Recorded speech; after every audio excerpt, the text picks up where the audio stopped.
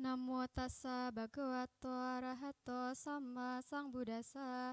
Namo tassa bhagavato arahato sama sambuddhassa. Namo tassa bhagavato arahato sama sambuddhassa. Sebelumnya, terimalah kasih dalam Dharma. Namo Sanghyang Adi Budaya, Namo Buddhaya. Pada kesempatan malam hari ini, di sini saya akan sedikit memberikan dhamma kepada semuanya yang bertema mengembangkan sikap toleransi antar umat beragama. Teman-teman semuanya, tentunya di Indonesia sendiri banyak sekali perbedaan di antaranya suku, ras, budaya, bahasa, dan tentunya juga agama. Di Indonesia sendiri, di Indonesia mempunyai 6 agama yang terdiri dari pertama ada Islam, kedua ada Buddha, ketiga ada Kristen, Katolik, Konghucu, dan juga Hindu. Namun, dengan banyaknya agama di Indonesia sendiri, di Indonesia mempunyai banyak sekali perbedaan, antara lain perbedaan suku, budaya, ras, dan juga agama. Nah, di Indonesia sendiri, Indonesia mempunyai 6 agama yang berbeda-beda, antara lain ada Islam, Hindu, Buddha, Kristen, Konghucu, dan lain sebagainya. Menyikapi banyaknya agama di Indonesia sendiri, tentunya berbeda antara satu orang dan perorangan lainnya. Di Indonesia sendiri, tentu banyak pola pikir antara masyarakat yang satu dan masyarakat yang lain. Tentunya ini merupakan belenggu bagi kita untuk selalu bersama dalam 6 agama tersebut. Di Indonesia, karena banyaknya agama tersebut, banyak juga sikap yang kurang untuk ditiru oleh masyarakat. Tidak sedikit orang-orang yang fanatik terhadap agama-agama lain. Contohnya saja, ada orang yang tidak menyukai dengan agama lain, dan bisa saja dengan ketidaksukaan tersebut orang itu mencemooh atau mengata-ngatai agama lain yang tidak ia segani tersebut. Seperti contohnya, dulu waktu saya SMP, saya beragama Buddha sendiri di satu sekolahan. Tentunya banyak teman saya yang berkata, "Kenapa kamu Buddha sendiri? Memangnya Buddha itu sedikit di Indonesia. Kenapa kamu tidak pindah dan mengikuti ajaran saya?" Tidak sedikit yang berbicara seperti itu. Namun, tanggapan saya tentang perkataan-perkataan tersebut atau pertanyaan tersebut yang melontar kepada diri saya menjawab dengan teguh dan percaya diri. Saya menganut agama Buddha dengan penuh kesadaran, dengan penuh kewaspadaan. Saya menjalani kehidupan sebagai Buddhis, saya jalani dengan senang, dan saya sudah ehipasiko. Dalam agama Buddha sendiri terdapat juga kata ehipasiko, datang, lihat, lalu buktikan. Karena saya beragama Buddha, saya sudah menganut agama Buddha sendiri, dan saya juga telah menjalankan dhamma-dhamma dan juga sila yang terdapat dalam agama Buddha. Tentunya saya yakin, karena dalam agama Buddha sendiri diajarkan selalu mengembangkan sikap cinta kasih sayang kepada semua makhluk tanpa terkecuali. Namun demikian, banyak juga orang yang mempunyai sikap fanatik. Tidak terlepas dari itu, tidak sedikit pula masyarakat yang mempunyai sikap fanatik atau dapat diartikan sebagai sikap di mana terlalu kentalnya dengan agamanya itu yang dianutnya sehingga ia tidak mempunyai kesadaran atau tidak memiliki toleransi kepada umat beragama lainnya. Bisa saja dengan ketidaksukaannya dengan umat yang lain dengan cara tadi ada yang mencemooh, menghina, bahkan merusak tempat ibadah. Tidak sedikit di luar negeri sana yang mungkin umat non muslim ada yang menginjak-injak Al-Quran, ada yang mengebom tempat ibadah mereka, dan juga hal lainnya. Hal-hal seperti itu ada beberapa faktor yang dapat memicu rasa atau sikap fanatik tersebut, antara lain iri, dendam, dan juga ketidaksamaan antara ajaran yang satu dan ajaran yang lain. Dengan demikian, banyak orang-orang yang tidak menyukai ajaran lain dan mengajak penganut lain untuk menganut ajarannya dengan cara mengebom itu tadi, mengebom tempat ibadahnya, menghancurkan Alkitabnya, dan lain sebagainya. Dan juga ada faktor lain yaitu iri. Mengapa iri? Terkadang banyak orang yang berpikir umat atau penganut dari agama tersebut lebih sedikit daripada penganut yang lainnya. Dengan cara seperti itu, mungkin mereka berpikir, dengan saya mengebom, dengan saya merusak Alkitab mereka, mereka akan mau atau akan masuk ke dalam agama saya. Namun tidak dengan demikian. Dalam ajaran Buddha, Buddha tidak mengajarkan untuk menyakiti sesama makhluk hidup. Dalam Buddha sendiri mengajarkan cinta kasih, yaitu rasa kasih sayang yang universal atau menyeluruh tanpa batas. Contohnya, saya adalah umat Buddhis, umat Buddha. Tidak diperkenankan untuk membunuh hewan sekecil apapun, bahkan membunuh manusia. Itu adalah larangan bagi umat Buddha untuk selalu diwaspadakan atau selalu kita jalani.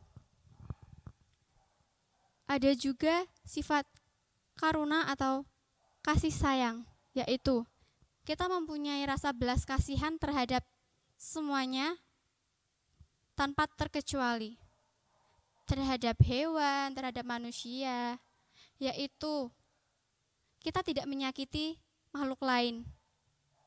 Sebaiknya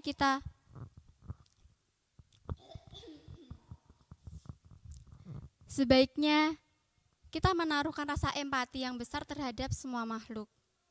Berbagi kasih dan berbagi cinta. Cinta yang saya maksud adalah cinta kasih sayang yang mendalam kepada semua makhluk. Katakanlah, jika ada seseorang yang menderita sakit atau apa, jika kita bisa membantu, kenapa kita tidak membantu? Alangkah baiknya jika kita membantu, memberikan obat atau mengantarkannya berobat ke dokter dan lain sebagainya. Rasa karunia tadi juga bisa kita kembangkan, yaitu kita mempunyai empati terhadap semua makhluk tanpa terkecuali. Hewan sekecil apapun, sekecil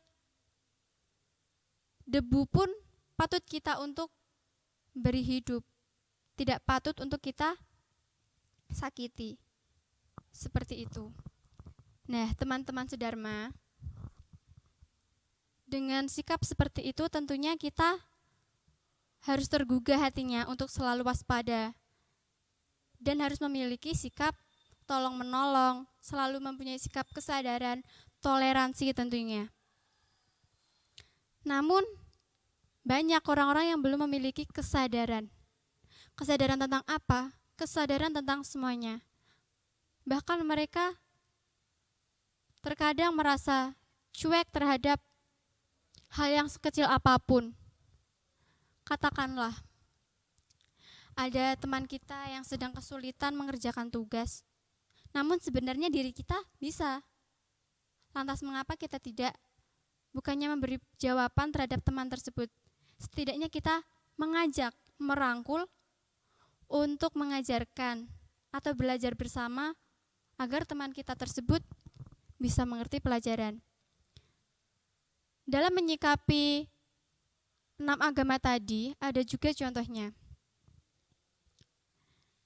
Dengan ke-6 agama tersebut, kita juga bisa mengambil contoh. Jika di masjid, umat yang muslim melaksanakan sholat, dan kita sebagai umat beragama Buddha harusnya juga bisa mempunyai sikap toleransi terhadap sesama, yaitu dengan cara-cara yang baik. Contohnya, kita tidak bising, menghormati mereka yang sedang sholat, dan lain sebagainya. Dengan cara-cara tersebut, diri kita pun akan menjadi bahagia. Dengan kita tidak menyakiti atau tidak mengusik semua makhluk, tentunya diri kita akan berbahagia. Nah, teman-teman sedharma, bagaimana caranya untuk mempunyai sikap toleransi terhadap umat beragama di Indonesia? Di sini saya akan memberikan pengetahuan saya atau mengajak Anda semua untuk selalu sadar terhadap lingkungan. Di lingkungan sekitar Anda pun tentunya umat yang menganut agama di daerah Anda semua berbeda-beda. Tentunya ada Islam, Hindu, Konghucu, Buddha, dan lain sebagainya.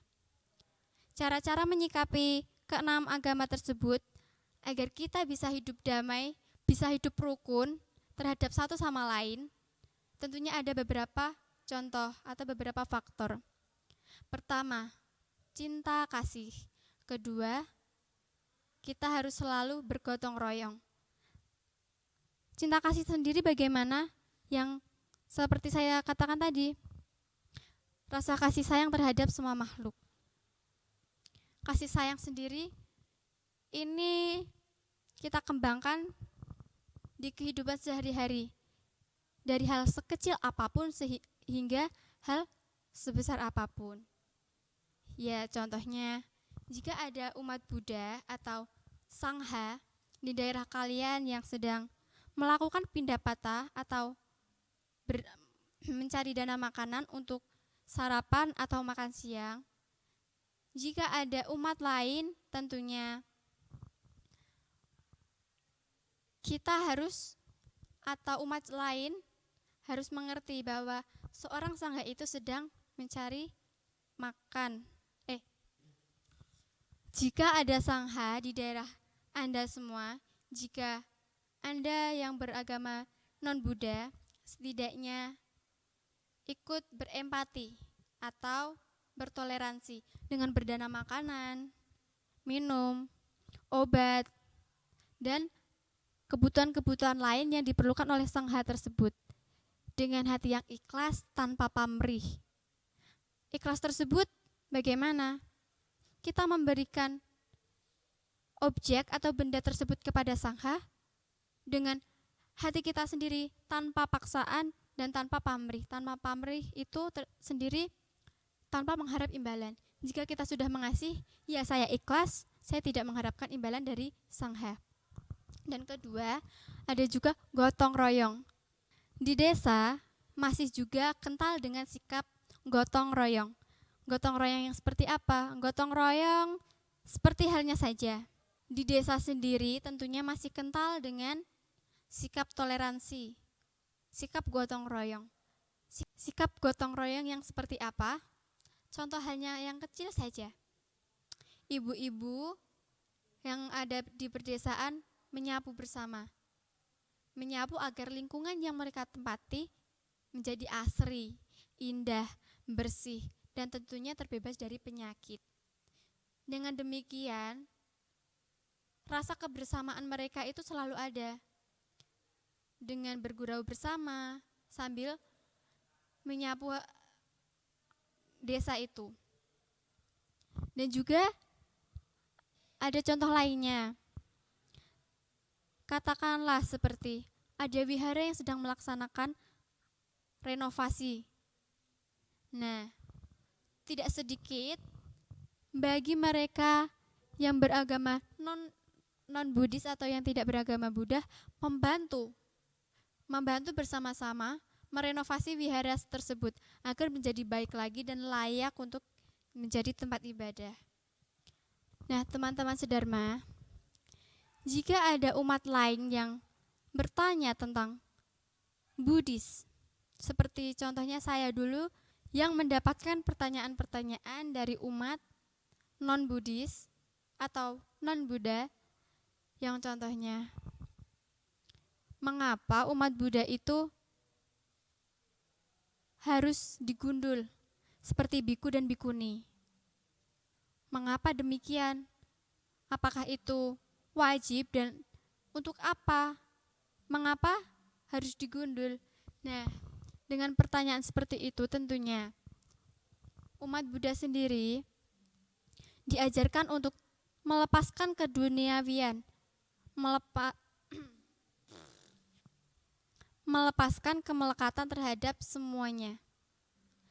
Entah itu dari fisik dan non-fisik. Dalam agama Buddha, digundul itu berartikan rambut yang kita pelihara, yang kita rawat sehari-hari, kita keramasi, kita memberikan wangi-wangian, kita memberikan segala macam agar terlihat indah rambut ini. Itu merupakan kemelekatan yang masih terpendam atau yang masih kita miliki di dalam hati. Namun di agama Buddha mengajarkan untuk melepaskan kemelekatan. Kemelekatan itu seperti apa? Ya seperti tadi, kita memotong rambut, kita menggundulnya, yaitu untuk kita berlatih melepaskan kemelekatan kita terhadap rambut. Dengan mempunyai rambut yang panjang, tentunya kita akan selalu bersolek setiap hari, berdandan, mengepangnya, menguncirnya, untuk mendapatkan perhatian dari orang yang melihat kita. Nah, jadi jika dalam agama Buddha sendiri diajarkan untuk melepaskan segala sesuatu yang berlebihan dalam kehidupan kita, seperti itu. Dengan seperti itu,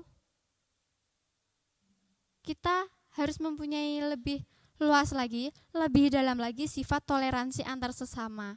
Seperti itu tadi yang saya katakan, menyikapi atau mengembangkan sikap rasa toleransi terhadap umat beragama di Indonesia dengan mengembangkan cinta kasih terhadap semua makhluk tanpa terkecuali, saling membantu, tidak memiliki rasa kedengkian, tidak memiliki rasa iri, dan juga gotong royong. Tentunya agar kita selalu tertuntun dalam jalan yang benar dan juga selalu terlindungi dari segala sesuatu yang buruk yang akan menimpa kita. Selalu tekankan rasa kepedulian kita, cinta kasih, dan rasa toleransi terhadap sesama. Mungkin demikian yang dapat saya sampaikan, semoga dapat memberikan motivasi atau membawa teman-teman semuanya ke dalam jalan yang benar, selalu mementingkan rasa peduli terhadap sesama dan memiliki rasa kasih sayang yang tanpa batas terhadap semua makhluk tanpa terkecuali. Apabila ada perkataan dan perilaku saya yang kurang berkenan, saya mohon minta maaf. Sabesata Bawantu Sukitata, semoga semua makhluk hidup berbahagia. Sadu, sadu, sadu. Cukup demikian, terima kasih.